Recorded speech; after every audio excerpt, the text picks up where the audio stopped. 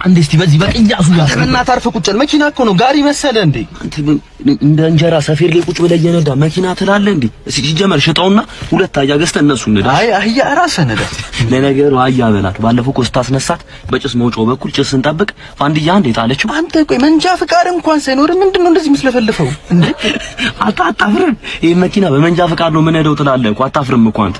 ይሄን መኪና በቀበሌ ኩፖን በሸማቾች ኩፖን አልነዳውም እኔ። ደግሞ ከደሯ ራሱ ምንድነው በጫማ ብሩሽ ሊስትሮ ጋር ኪዊ ነው እንዳያስቀባል። አንተ ረዝም በልበናት ምንም አልክ ምንም ብቻ መኪና ያበደ አቋም ነው ያላት።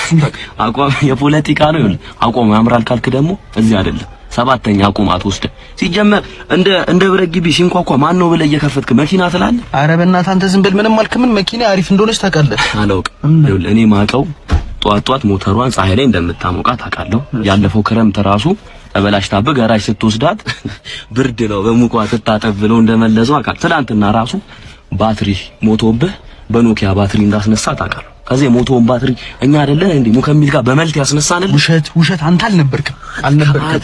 አራት ካደኝ ተው ልጅ ሞተር ተበላሽቶ የሞተር ጥርስ የሆነ ነገር ገብቶብህ ነቅሱ እኔ አይደለሁ በስቲኪን ያስተካከልኩልህ አንተ። ሲጀመር ፍሬም በቃል እያስክ እንዴት እንደዚህ አይነት ጥሩ ስራ ምናምን ታስታውሳለህ? ማርሽ ራሱ ቢዘንብ ሲል እንደ ልብስ አንዴ የምታስገባው ሲጀመር እኔ እወርዳለሁ።